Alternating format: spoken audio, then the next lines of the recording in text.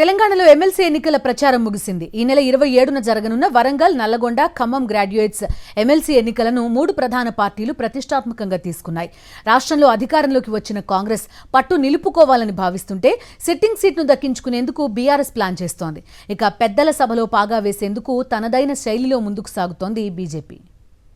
తెలంగాణలో assembly, parliament ఎన్నికలకు ఏమాత్రం తీసిపోకుండా ఎమ్మెల్సీ ఎన్నికల ప్రచారం సాగింది. వరంగల్, నల్లగొండ, ఖమ్మం గ్రాడ్యుయేట్ ఎమ్మెల్సీకి 50 మందికి పైగా అభ్యర్థులు బరిలో నిలిచినా కాంగ్రెస్, బీఆర్ఎస్, బీజేపీ మధ్య ప్రధాన పోటీ నెలకొంది. కాంగ్రెస్ నుంచి చింతపండు నవీన్ అలియాస్ తీన్మార్ మల్లన్న, బీఆర్ఎస్ నుంచి ఏనుగుల రాకేష్ రెడ్డి, బీజేపీ నుంచి గుజ్జల ప్రేమీందర్ రెడ్డి బరిలో ఉన్నారు. ఎలాగైనా సరే ఈ ఎమ్మెల్సీ సీటును తన ఖాతాలో వేసుకుని బలం నిరూపించుకోవాలని అన్ని పార్టీలు బరిలోకి దిగాయి. గత అసెంబ్లీ ఎన్నికల్లో జనగామ నుంచి ఎమ్మెల్యేగా గెలిచిన పల్లా రాజేశ్వర్ రెడ్డి రాజీనామాతో ఈ ఎమ్మెల్సీ స్థానానికి ఉప ఎన్నిక వచ్చింది. సిట్టింగ్ స్థానాన్ని మరోసారి తమ ఖాతాలో వేసుకునేందుకు బీఆర్ఎస్ తీవ్రంగానే కసరత్తు చేస్తోంది.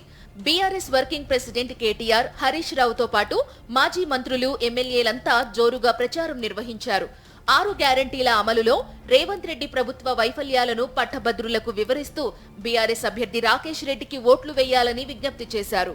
మరోవైపు గ్రాడ్యుయేట్స్ లోనూ తమకు పట్టుందని నిరూపించుకునేందుకు కాంగ్రెస్ భారీగానే కసరత్తు చేసింది.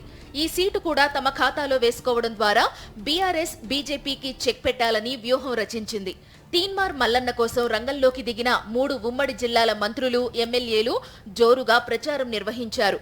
మరోవైపు సీఎం రేవంత్ రెడ్డి సైతం జూమ్ మీటింగ్ నిర్వహించి తీన్మార్ మల్లన్న గెలుపు కోసం కృషి చేయాలని పార్టీ శ్రేణులకు దిశానిర్దేశం చేశారు.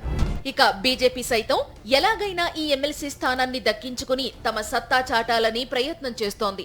కేంద్ర మంత్రి, బీజేపీ రాష్ట్ర అధ్యక్షుడు కిషన్ రెడ్డితో పాటు పార్టీ జాతీయ కార్యదర్శి బండి సంజయ్, ఎంపీ లక్ష్మణ్, ఈటెల రాజేందర్, డీకే అరుణ సహా కీలక నేతలంతా ప్రేమేందర్ రెడ్డి కోసం ప్రచారం నిర్వహించారు. మోదీ పాలన, బీజేపీ విధానాలు మెచ్చి చదువుకున్న వ్యక్తిని పెద్దల సభకు పంపించాలని వారు కోరారు. 3 ప్రధాన పార్టీల వ్యూహాలతో ఎమ్మెల్సీ ఉప ఎన్నిక చాలా హీట్ పుట్టిస్తోంది.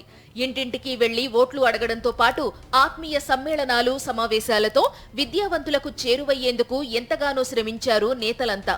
పెద్దల సభలో పైచేయి సాధించాలని 3 పార్టీలు 19 పట్టభద్రుల తీర్పు ఎటువైపు ఉంటుందో వేచి చూడాల్సిందే.